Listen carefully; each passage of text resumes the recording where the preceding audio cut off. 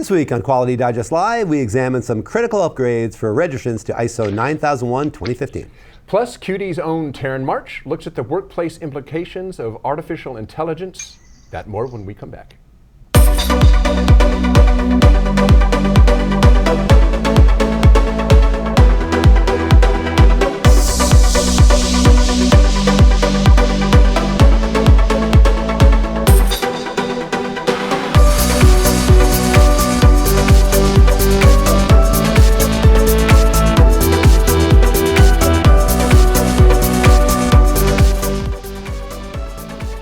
This episode of Quality Digest Live is brought to you by Mitutoyo America. Whatever your metrology challenges, Mitutoyo supports you from start to finish. Welcome back to Quality Digest Live for February 17th, 2017. QDL is your weekly look at who and what is making the news in the world of quality. I'm Mike Richmond, publisher of Quality Digest. And I'm Quality Digest Editor-in-Chief, Dr. Sharm. Well, last week on this very show, we said that if the government really wants to help U.S. jobs and U.S. business, it needs to shift much of its focus away from the large companies, the ones that we're always talking about in the news and so forth, that only make up about 2% of the jobs in the United States, and instead look at the remaining 98% of the companies, those that are less than 500 employees. What can the government do for them? Well, one idea usually discussed when we talk about job growth and so forth is deregulation. Most business owners will tell you that state and government regulations really hurt them, really hurt the bottom line. Meeting regulations, no matter what they are, it costs time and money, and particularly for small businesses who often don't have, a dedicated person who can handle, regulations. It's the boss, it's the CEO, it's the individual owner, right, who has to deal with all this stuff. According to the Manufacturing Institute, manufacturers spend an estimated $192 billion, that's billion with a B, per year to comply with financial, safety, and environmental regulations. That's an 11%, let's call it regulatory compliance tax. So you would think, I would think, in fact, that lessening regulations would help. But an article this week by Peter Busey, Deregulation Under Trump Won't Create a Windfall for Manufacturers, looks at this a little bit differently. Busey points out that deregulation under the current administration is likely to include these following elements. So you're going to see a rollback and elimination of existing regulations. President Trump has talked about that. Fewer new regulations. That's also been talked about. A reduction in regulatory agency budgets and resources, and less enforcement of regulations based on a combination of policy and lack of resource. And all of these obviously have been discussed in the roll-up to the election, and President Trump has talked about these things certainly after he was elected. So those changes should reduce the burden on business. But will it really? Busey believes the answer is maybe not so much. And here's why. First, federal governmental regulations are just the tip of the iceberg. I mean, think about it. Just because the U.S. government won't require or lessen regulatory compliance doesn't mean your state or governments for countries that your company sells into, let's say the European Union, or your customers for that matter, won't require compliance. So the net reduction in work to meet compliance requirements for all stakeholders might not be much. The net reduction might be much for some companies. Multinationals for sure might not see a real difference. I mean, keep in mind that the European Union often has even more stringent regulations than the US. So eliminating the US regulations part of it are going to have little effect, particularly for multinationals. Now again, for small companies, and we'll get back to this, for small companies, reducing regulations may help. Another reason Busey believes federal deregulation may not help much is because of, here's the word, risk management. Big term, been talking about it for a few years now. Risk-based thinking is a requirement of all ISO QMS certificate holders now, of which there are a lot, both large and small companies. Risk management is also something that all smart companies are doing regardless of whether it's part of an ISO QMS or not. I mean, it just makes good business sense. So just because the government may lessen or roll back environmental or health and safety laws does not mean that you want to stop what you're doing. It's all about risk mitigation. Most regulations, I mean, think about it, like them or not, most regulations are in place as a means of minimizing risk to what? The environment, employees, consumers, customers. So do you really want to get rid of those efforts just because the law says you don't have to comply with those regulations anymore? Is it worth the risk, is what Busey is essentially asking. He says this. Busey writes, deregulation might be a case of being careful what you ask for. To the extent regulations and enforcement are relaxed, operations and EHS leaders will have some tough decisions to make on how to capitalize on the situation. Even if there are cost savings to be had, will they be worth it? What will the effect be on risk profile, productivity, and reputation? In turn, what impact could these have on profitable growth? The best bet, says Busey, is that organizations plow cost savings, if any, of deregulation into better risk and EHS management systems. I will say, I think a lot of what Busey says here, as I said earlier, probably is true for large companies, large multinationals, who do business in other parts of the world or across state lines, because they have multiple regulations to meet other than federal regs, right? I mean, there's more going on here. For small businesses, I think it is very probable, very possible that small business owners are going to see some relief if federal regulations are loosened. I mean, to me, the bigger question though is this. Even if it helps small business owners, will the impact to the economy and society as a whole be largely positive or largely negative? I mean, I said there is a reason these regulations are in place. They may be onerous. As we say very often, it sucks for some businesses, but for society as a whole, is it a plus or a minus? In every case, in government, anything government, there's a pendulum that swings back and forth between basically a liberal viewpoint on various things and a conservative viewpoint. And Reagan tried a lot of deregulation. Absolutely, absolutely, which swung back in the Clinton years and ongoingly back and forth. And I mean, you're right. Is it a net positive or a net negative? I mean, it's very close, actually, I think, because there is a lot of benefit to these companies being able to operate in a much more deregulated environment. But think about what I thought about when I read the article was the marketing perspective, which BC also did mention. I mean, there's a piece of this that says if you're a company that does very tightly conform to what the EPA wants and what OSHA demands, and you can say that, communicate that to your consumers, they will trust you more, they may buy from you more. So there's a marketing component to this too. Exactly. You know what I'm saying? There's a lot going on here. And also the whole risk mitigation bit. I mean, that's where his statement there at the end, maybe it makes sense to plow those savings back into what you're doing in terms of EHS. Right. It's good. It's a good point. I mean, I don't think we've had Peter Busey write for us before. We've had LNS people write for us before. Well, no, I think he had one other article. Actually, all the folks at LNS, great stuff. Really sharp writers there. Okay. In the article, critical upgrade for ISO 9001 certified organizations, our next guest writes that we are approaching the critical time frame in which ISO 9001 registered organizations need to complete recertification to the new standard, ISO 9001:2015, or risk losing their ISO 9001 certification altogether. All certificates connected to the 2008 version of the standard will expire and become invalid in September 2018. Now, that's going to seem like that's a long way off, right? That's really more than a year away. But when considering the time it takes to schedule, prepare, and conduct a third-party certification audit, the opposite really is kind of true. Time is really on the verge of running out. Over the past year, Quality Digest has hosted more than a dozen webinars on the transition from ISO 9001:2008 to ISO 9001:2015 with thousands of attendees, and the questions are still coming fast and furious. People want to know what's going on with the new standard. So in the next 10 minutes or so, we will try to address a couple of them. Our guest today is Manuel Marco of DNV-GL. He is joining us via Skype to answer a couple questions about the new standard and what it means to all of those companies out there. Hello, Manuel. Hello, Mike, Dirk. Okay, now there were a couple things that jumped out to me in that article. First, you mentioned that there are fewer prescribed requirements in ISO 9001:2015 compared to the earlier version. For instance, you don't need a quality manual. Documentation can be whatever you want it to be. This seems to be, in a way, causing a lot of consternation for people. More than any other question that we get on these webinars is, what kind of documentation do I need? People just can't believe that they don't have any requirements for specific documentation. Can you elaborate on that a little bit? Well, nobody likes surprises. That's for sure, and especially when you are going to be audited.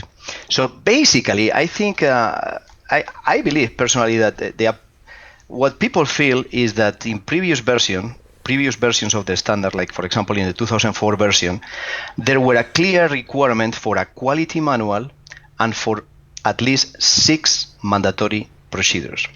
Now, in this new version of the standard, the terminology has changed, has been, instead of speaking about required documents and records, now the terminology is documented information. Before, there were a requirement for 6 specific procedures. Now in the standard, what you are going to see is that in a number of occasions, the standard calls to maintain or retain documented information. Wherever you see in the standard that the standard is calling to maintain documented information, that means that you need to have some type of document, some type of documentation. And this can be on any type of support, any type of, in any way, whatever works the best for you. It could be a visual aid, it could be a work instruction. And wherever you see that the standard is calling for retain documented information is where we need to have records. Now, the beauty of this change is that the standard is less prescriptive, doesn't mandate those 6 mandatory procedures or even the quality manual, because the intent here is to give more flexibility to organizations to implement their quality management system and the associated documentation in the most effective way for them, the most effective and efficient way for them, the best way for them. So this is one of the in my opinion, this is one of the changes that is an improvement. Now, if you struggle trying to determine, when do we need to document, when do we need to have documented information, the guidance or the tip that we give in DNB GL to our Manuel? Oh, there we go. Okay. Sorry. Go ahead. Just to give a tip to everybody. So the same tip that we share with our customers is basically think about the 3 C's, which is complexity, criticality, and competence. So based on how complex the process is, the tasks, or the activity, then based on that complexity, you may want to consider to document it. Or based on how critical the process, the task, the activity is, you may want to decide to put more detail in order to ensure that we satisfy all of the requirements and we get the expected outcome. But also the competence. The competence is critical because you may have people working in your company, in your organization for 20 years. They may know back and forth how to execute that process, how to do their job. So in that case, you may don't need to document as much as if you have younger or employees with less time working there, or less skills. But at the same time, even if you have employees with a lot of competence, with a lot of experience, you still may want to consider to document those processes so you don't take the risk to lose the know-how that you have in your organization. Let me ask you while you're on that, because I think that there's an important thing here we want to get to is the idea of the requirements and the requirements to define the boundaries of the QMS. And to Dirk and I mean, that really sounds a lot like scope. But wasn't that always in there, the idea of scope in ISO 9001? Yes, it was there. It has always been there. That's one of the requirements. The change here is to consider more the inputs of the interested parties that affect to your quality management system, as well as the strategic direction of the organization, and with that help you define those boundaries for your quality management system. So if we want to make it simple, yes, it's another way to define the scope.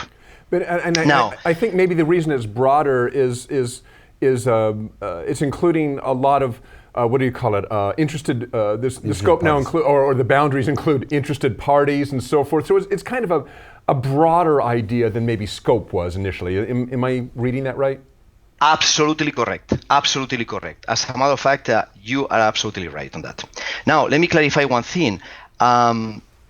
When you define the scope, and you are going to take into consideration those interested parties that affect to your quality management system, also you need to be sure that you include, you cannot exclude, let me put in the opposite way, you cannot exclude things that are going to, that you have committed with your customers. For example, if design and development, if you have one or more customers where you are design responsible, that you have the responsibility for the design contractually established with your customer, you cannot,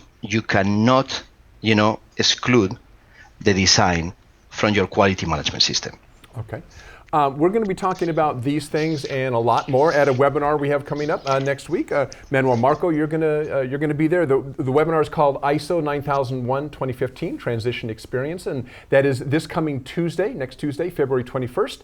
At 1 p.m. Eastern, 10 a.m. Pacific. The webinar will be presented, as we said here, by Manuel Marco, as well as Damon Anderson of Compliance Help Consulting. And so keep an eye on your email inbox for details about how you can register. But Manuel and Damon are going to be talking about, these, the boundaries and interested parties and documentation, all that and more at that webinar. So be sure to sign up for that and get in on what I'm sure is going to be a great webinar. Manuel Marco, thanks for joining us this morning. Thanks for being here. Thank you, Mike. Thank you, Dirk. All right, we'll see you next Tuesday. We'll see you on Tuesday. Thanks, Manuel. Thanks a lot. Bye-bye. Bye. And encourage everybody out there to register for that one. A lot of you have done that already. It's going to be a popular one, so so get on that soon. All right.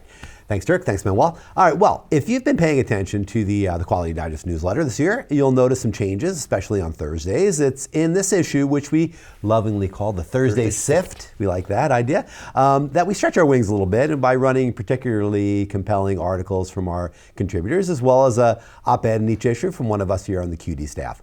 This week, editorial director Taryn March was up, and she contributed a very thoughtful piece titled AI and the Little Guy. If you haven't read it yet, you should do so immediately.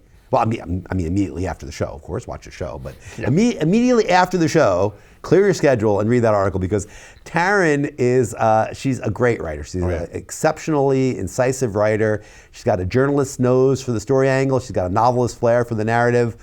Although she says it isn't a narrative, actually, in the beginning of everything. I disagree. I think it's very narrative-like. But in any event, all of her many skills are on display in this very fine article. She starts with a look at the developments in artificial intelligence over the past couple of years, with more than a dozen links. I don't think leaks. I got leaks in my head here.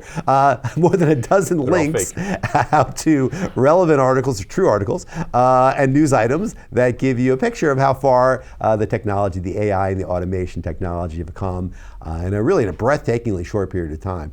And it's that combination of incredible developments, stunning developments in AI and automation, and the stunning pace that it's happened within, that gives Taryn, and I think a lot of us thinking about this issue, some pause. And here's a quote along those lines that she offers in her article from a woman by the name of Kay Firth Butterfield. And she's an attorney, author, and speaker specializing in AI and ethics. And she says, I wonder about the analogies with the Industrial Revolution, because the Industrial Revolution hurt a lot of people of a long period. And yes, we came through it and developed something better, but it looks as if the Industrial Revolution will be much faster. This Industrial Revolution will be much faster, and we need to prepare not to hurt as many people very quickly. It's an interesting quote. Comparing what happened 200-300 years ago with what's going on now, but understanding that the cycles is much faster, much faster, and a perspective on how we deal with that is really important. A lot of people thinking about that. So, given the rapid and ongoing changes in the world of AI just in the past couple of years, the big questions, as Firth Butterfield mentions, involve what's yet to come as it relates not to the machines, but to flesh and blood people. This is really important. That's what this article is about. Really, that's what the whole debate is about. Right. It's not about the machines. It's about what the machines do to help or hinder people and what we want to do with our lives going forward. And the workplace really is where we've seen this already, and they're going to likely continue to see the most important and far-reaching of these paradigm shifts. Certainly in the short term, from robots building cars and factories to automated sales tags at retailers, which we talked about last week. Right. Christopher Martin wrote an article about that, to, heaven forbid, automated writing platforms at media companies. Jobs performed by human beings pretty much everywhere are under threat from some form of automation. Lean theory dictates that organizations must eliminate muda. But what happens when machines can do tasks so much better and so much cheaper than people? I mean, do your workers themselves then become the muda? It's a kind of challenging question. That's interesting, yeah. And because this is a complicated issue with a lot of facets, there are many, many more questions, many of which we and others have been considering. I mean, what happens to that social compact of working for your living that has been pretty sturdy now for a couple of centuries? How do you create and fairly distribute wealth, what's known as wealth, without work or with much less work, at least for the populace overall in these developed countries that we live in, here in America and in Europe and Asia? The French philosopher Voltaire once said, work spares us from three evils: boredom, vice, and need. But automation and efficiency can only really solve the need part of that equation. And this consideration, along with the questions that I just referenced and a whole heck of a lot more of them, were hashed out recently, actually last month, at a meeting titled Beneficial AI 2017 that took place at the Asilomar Conference Center in lovely Pacific Grove, right here in California. Pacific Grove Used to be a dry town, by the way. Yes, yeah, I know that. But it's gorgeous. It's one of my favorite places in the world. No, I mean, dry as in no booze. I know, but I mean, not dry as in weather, but not right now.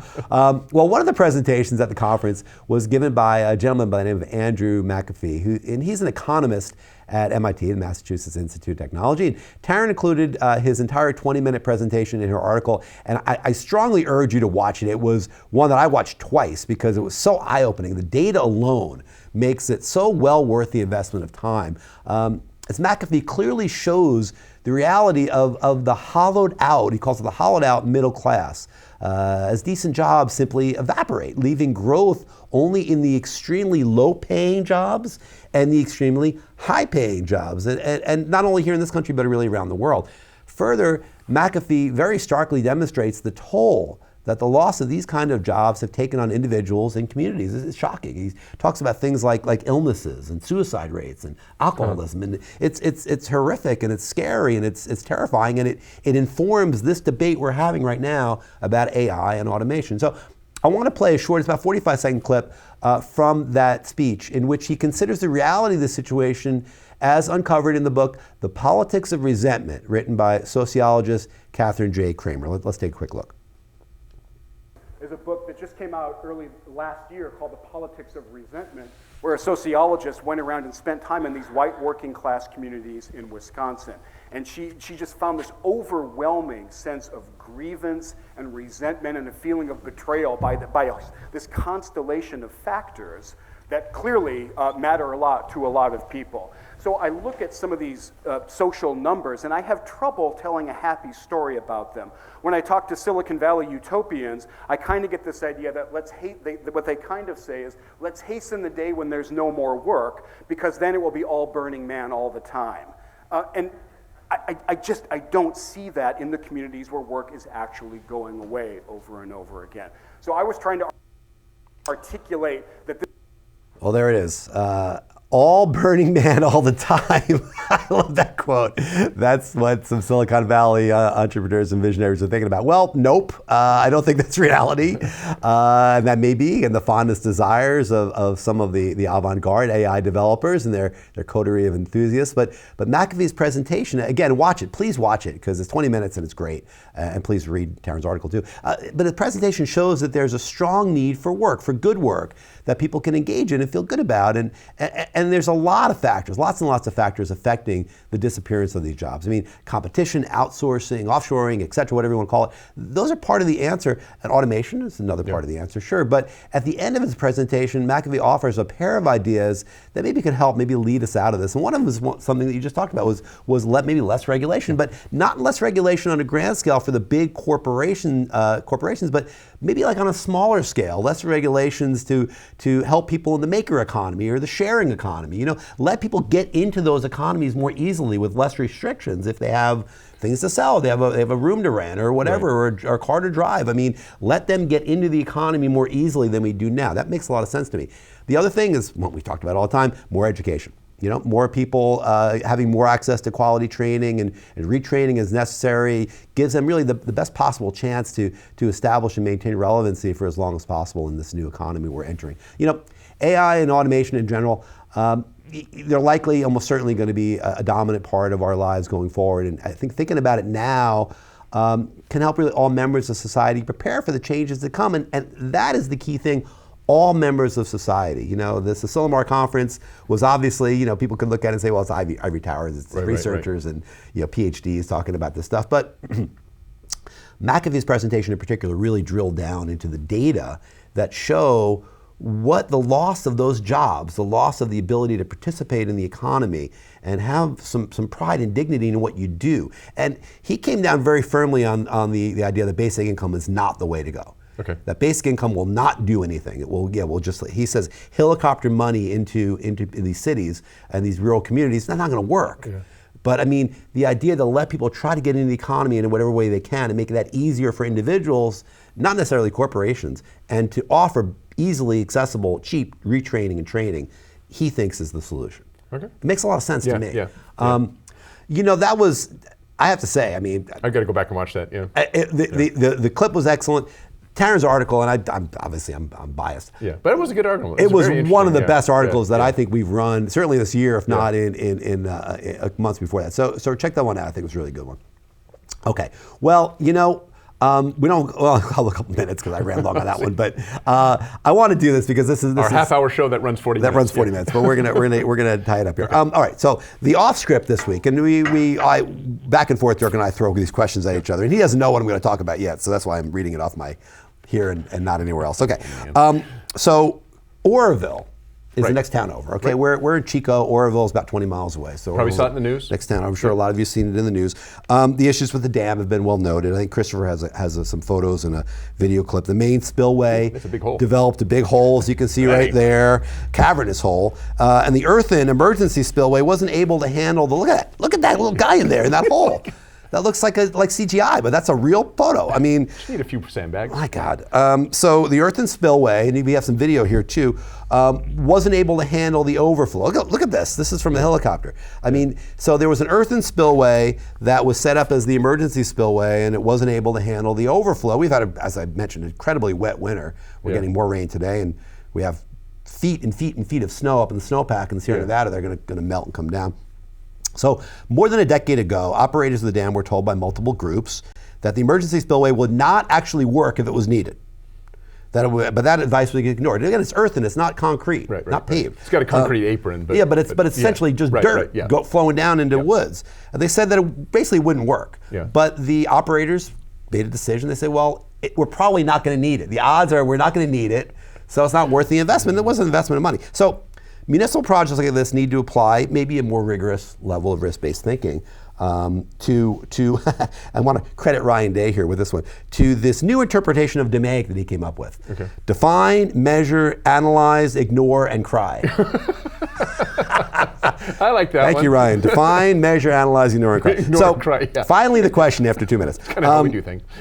So what's the burden of an organization in assessing risk and acting to try to alleviate it under all conceivable circumstances? I mean, you've told me that practically anything has a failure mode that'll kill somebody. So I mean, so where do you draw the line? Now, there was an assessment made that the earthen spillway wouldn't work, but they said, you know what? We're not going to need it. The odds that we're going to need it are so long that we're not going to fix it, spend the money to fix it. But now we have 200,000 people that are under a threat of a wall of water. So where do you come down on that risk versus reward? I don't know. I mean, it's a tough question. I mean, because you can't address every risk. No, I mean, this is always. I mean, stuff like this is always, Monday morning quarterbacking, right? Sure. I mean, I'm sure at the time, it didn't feel.